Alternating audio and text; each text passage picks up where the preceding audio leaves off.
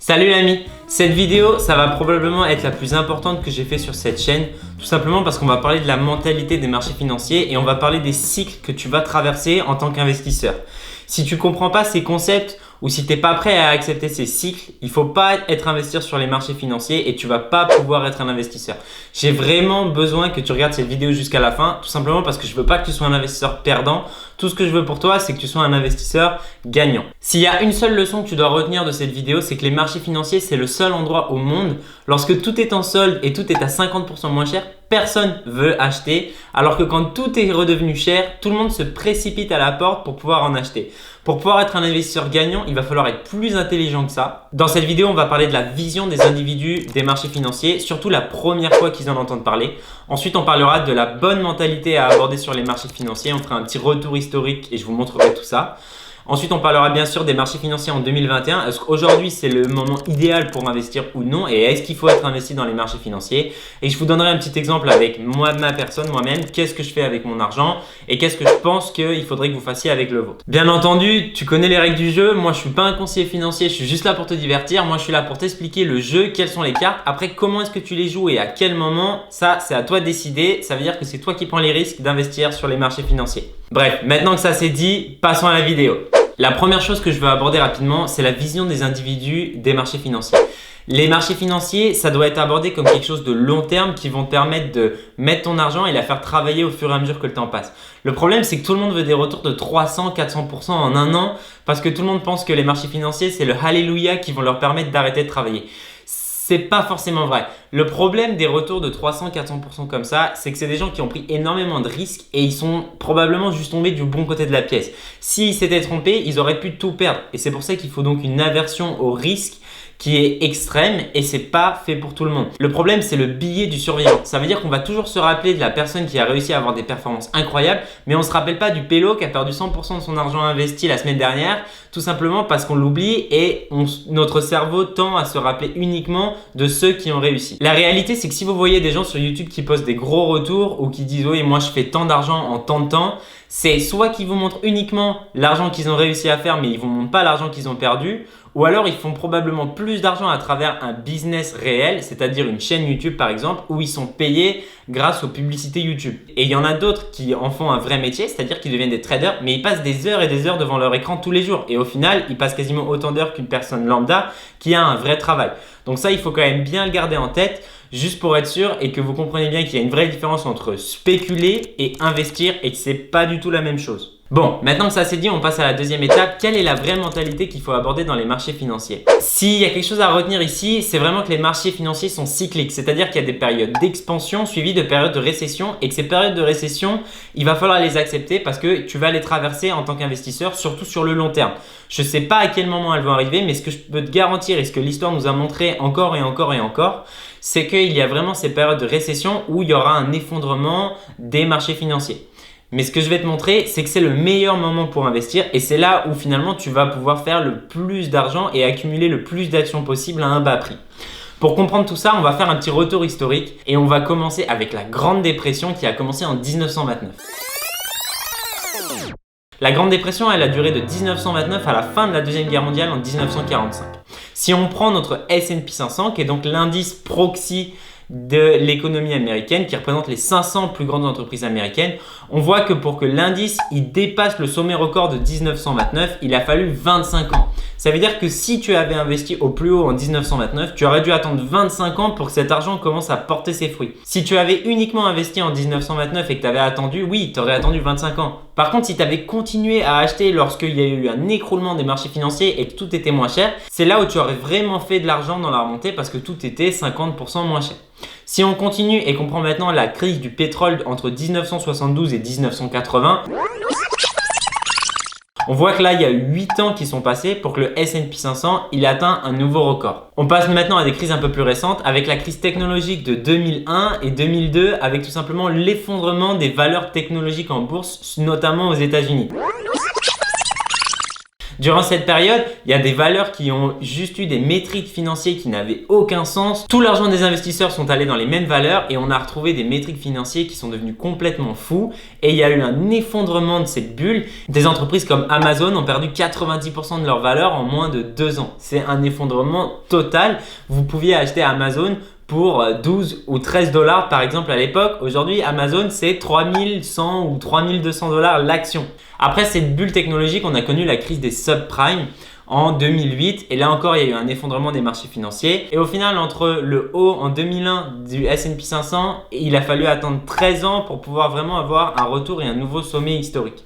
Histoire beaucoup plus récente maintenant, la crise sanitaire qu'on a vécue l'année dernière, on a vécu le krach boursier le plus rapide de l'histoire, où il a tout simplement fallu 3 semaines pour voir moins 34% sur le S&P 500. C'est juste incroyable. Par contre, s'en est suivi le recouvrement le plus rapide de l'histoire et maintenant on a atteint des sommets absolument records et il y a plusieurs facteurs qui expliquent ça. Maintenant, si on prend une vue d'ensemble, regardez comme les crises économiques, on a l'impression qu'elles sont même pas là sur ce graphe. Ça veut dire que vraiment, il va falloir garder une vision d'investissement long terme et c'est là où il y aura le plus de retours financiers. Bref, ce que j'essaie de t'expliquer, c'est que là où tu vas vraiment vouloir investir le plus d'argent possible, c'est durant ces périodes de crise et de récession parce que c'est là que l'argent intelligent y va et c'est là qu'il y a le plus de retours à faire. Peu importe la période de recouvrement total, au final, les indices nous ont montré qu'ils finissent par revenir à des hauteurs grâce aux innovations technologiques. Mais des fois, il va juste falloir être patient. Comme nous dit Warren Buffett, la bourse est tout simplement un outil pour transférer l'argent des gens impatients aux gens qui sont patients. Et l'histoire nous l'a démontré encore et encore et encore. Alors tu vas me dire, bah oui, j'ai bien compris, dès qu'il y aura une crise, je vais investir tout mon argent et je ferai encore plus d'argent. Merci Yann, super, tu m'as donné tous tes secrets. Mais la vérité, c'est que c'est beaucoup plus dur d'investir dans une crise, que ce soit économique ou sanitaire, que ce qu'il n'y paraît. Tout simplement parce qu'on vit dans un âge de surinformation et tu liras des dizaines et des dizaines d'articles de médias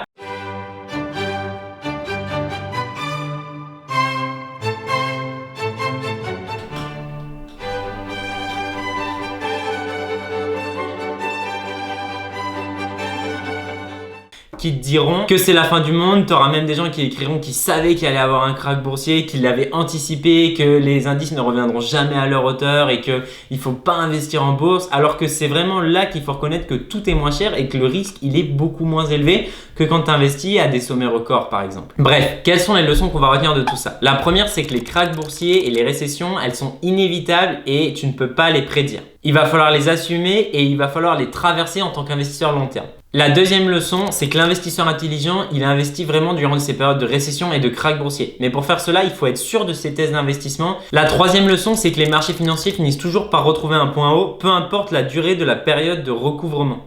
La dernière leçon, c'est tout simplement que ces krachs boursiers, ces périodes de dépression ou de récession, oui, c'est des mauvaises nouvelles court terme parce que tu vas voir ton portfolio aller dans le rouge et forcément, ça va un peu te faire mal au cœur. Mais en fait, c'est les meilleurs moments pour investir et c'est des super nouvelles court terme si tu as une vision d'investissement long terme.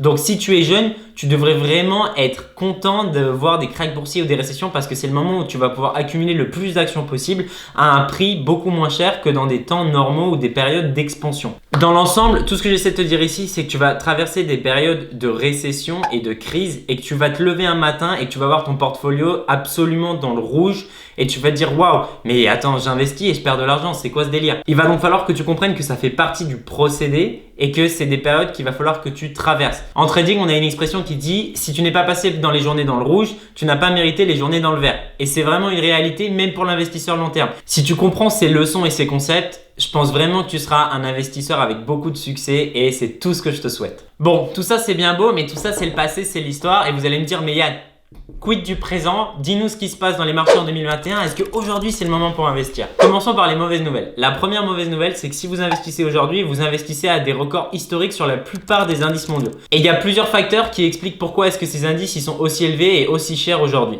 En fait, il y a les banques centrales qui sont un peu les mères de toutes les banques qui ont décidé d'imprimer énormément d'argent dans notre économie à cause de la période de crise sanitaire qu'on traverse depuis maintenant 1 an. C'est-à-dire qu'il y a 1/5 de l'argent total qui est en activité qui a été imprimé en 2020 et au début de 2021. La Réserve fédérale aux États-Unis, à elle seule, a imprimé 1/5 des dollars en activité sur la planète juste en 2020 et en 2021. C'est tout simplement incroyable. Maintenant, où est-ce que cet argent il va? S'il y a trop de liquidités sur la planète, tout simplement les gens ils l'investissent. Et c'est pour ça que le prix de tous les actifs il est en train d'exploser depuis maintenant 1 an. Que ce soit l'immobilier, les marchés financiers, les bitcoins ou les denrées, tout est en train de devenir plus cher à cause de cette quantité de liquidités qu'il y a sur la planète. Ta deuxième mauvaise nouvelle, c'est qu'il y a des actions aujourd'hui qui sont complètement déconnectées de leur réalité économique. C'est-à-dire que l'entreprise est peut-être dans une très mauvaise passe et n'a aucun business, mais parce qu'elle est maintenue artificiellement par les banques centrales et les aides gouvernementales, le prix de l'action, il reste assez élevé. Bon, passons aux bonnes nouvelles maintenant. Ta première bonne nouvelle, c'est qu'il y a des vaccinations de masse dans les pays développés et que les économistes attendent le plus grand boom économique de l'histoire. C'est-à-dire que les gens, ils veulent dépenser le plus d'argent possible en vivant une vie de retour à la normale. Ça va profiter aux business qui vont avoir de plus en plus de profit et le cours de leur action devrait monter en bourse. Ta deuxième bonne nouvelle, c'est que les banques centrales, elles ont décidé de soutenir les business en difficulté au moins jusqu'à 2024, donc encore 2 ou 3 ans. Ta troisième bonne nouvelle, c'est tout simplement que la peur sur les marchés financiers, elle est complètement retombée et que les gens, ils ont compris ce qu'était la crise sanitaire et ils s'y sont habitués. Il faut savoir que les marchés financiers sur le long terme, ils montent parce que les entreprises, elles deviennent de plus en plus profitables.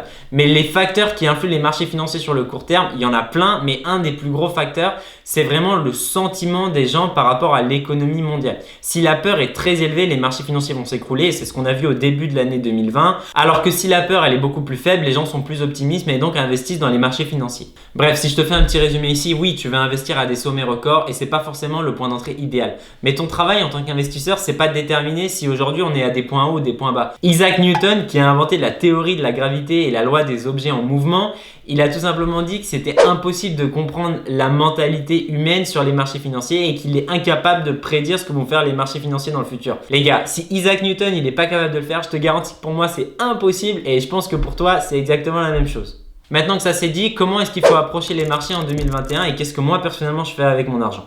Oui, on est à des sommets records et les marchés financiers n'ont jamais été aussi chers. Mais il y a plein de facteurs qui expliquent ça. On attend quand même le plus grand boom économique de l'histoire à cause des liquidités qui ont été imprimées par les banques centrales.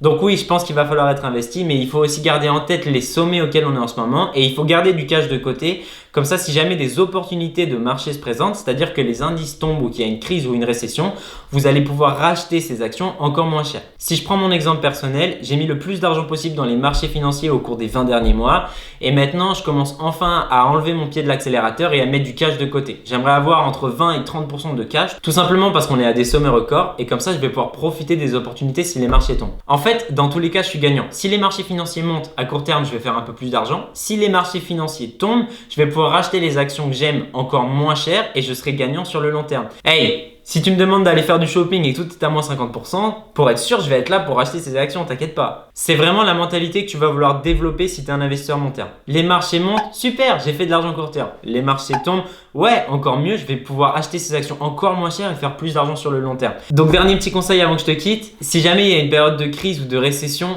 essaie de vivre un peu plus chichement et mets plus d'argent, investis plus d'argent dans les marchés financiers et ensuite attends quelques années. Quand ça c'est fait, avec les profits, tu peux m'envoyer une petite boîte de chocolat. Y a pas de mal à se faire du bien, non? Si tout ça c'est beaucoup trop pour toi, dis-toi que tout ce que tu peux faire c'est juste avoir tes tests d'investissement et ensuite investir au fur et à mesure que le temps passe, tous les mois ou tous les 3 mois. En faisant cela, tu vas pouvoir profiter des périodes de crise et oui, tu achèteras par moment des actions plus chères, mais c'est pas forcément très grave parce que ça va moyenner tes coûts au fur et à mesure que le temps passe. Tout ce qu'il faut que tu comprennes, c'est vraiment continuer à investir durant ces périodes de crise et de récession. Voilà, c'est tout pour moi. Écoute, j'espère que tu as apprécié cette vidéo et que tu comprends les concepts. Bien entendu, comme d'habitude, ne sois pas un... Tchuss!